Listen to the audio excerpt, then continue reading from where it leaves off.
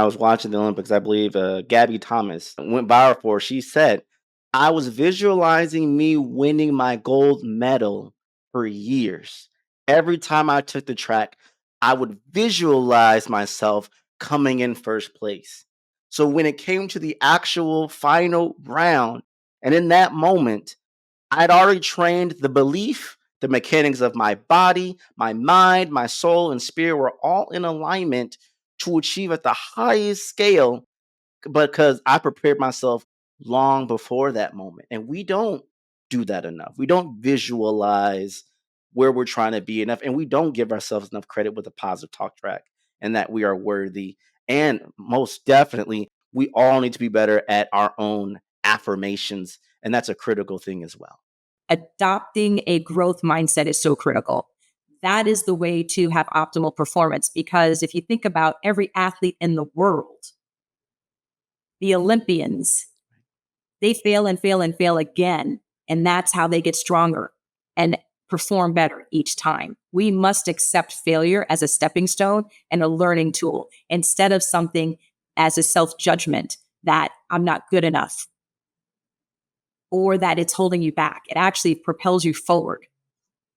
I love that video. There's a video, I think it was Will Smith. He had a video about fear and going skydiving. He was like, I was terrified the whole 2 weeks before. I couldn't sleep at night. It was in my mind. What am I doing? This is crazy. I got to the door of the airplane and I jumped out. It was the most euphoric experience I'd ever had in my life. It was blissful. It was amazing. And all I could think of was all the time I wasted being afraid leading up to that moment. It gets in our way and it holds us back. So acknowledge it, own it, talk to that critic, tell them hit the door, push through, and invite it. Invite the failure. That's how we learn. That's how we do better.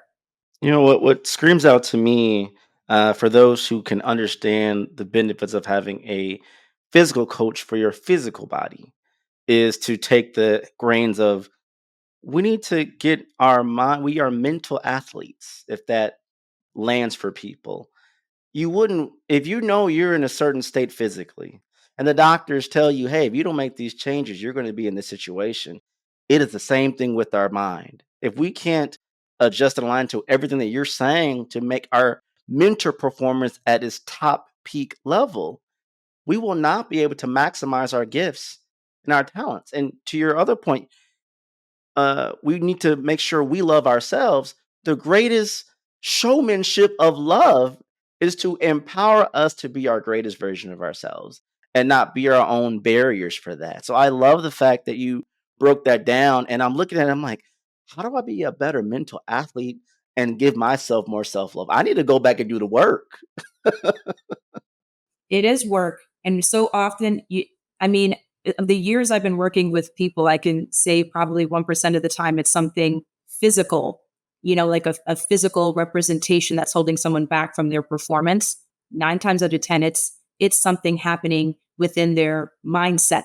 They have a fixed mindset or a lacking mindset, or they're rooted in scarcity and fear.